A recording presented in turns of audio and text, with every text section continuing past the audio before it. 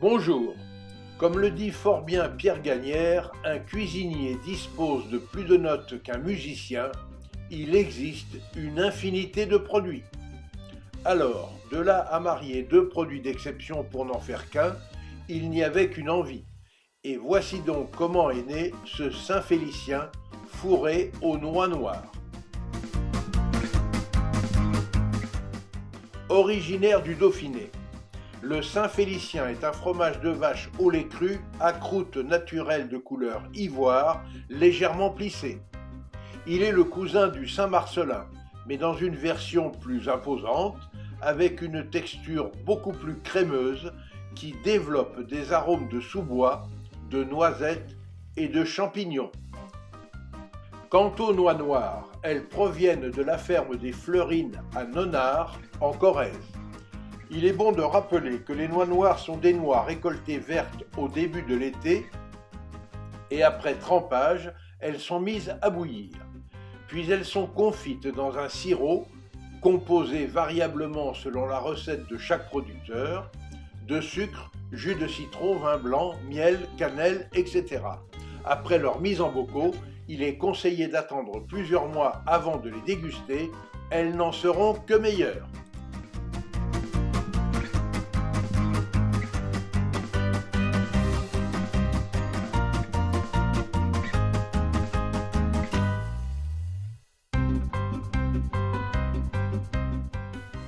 Pour réaliser cette gourmandise, je commence la veille par couper le fromage en deux dans son épaisseur et je recouvre de tranches de noix noires la partie inférieure avant de mettre par-dessus la deuxième moitié du fromage. J'enveloppe le tout dans un film alimentaire et je réserve dans le garde-manger.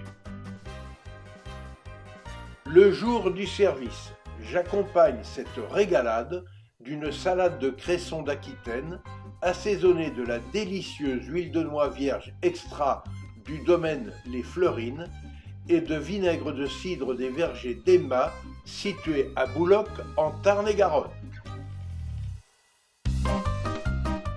Le cresson, qui fait partie de la famille des crucifères, est une plante aquatique surnommée la salade d'eau. Les cressiculteurs cultivent cette plante en eau vive depuis le 19e siècle. Et elle est consommée pour ses qualités gustatives, mais aussi pour ses vertus médicinales. Voici donc un véritable plaisir gourmand, apte à ravir les papilles les plus exigeantes. D'autant que l'on peut aussi adapter cette délectable combinaison à d'autres types de fromages, à l'instar de l'excellent brie à Savarin ou d'un bon fromage de chèvre bien crémeux.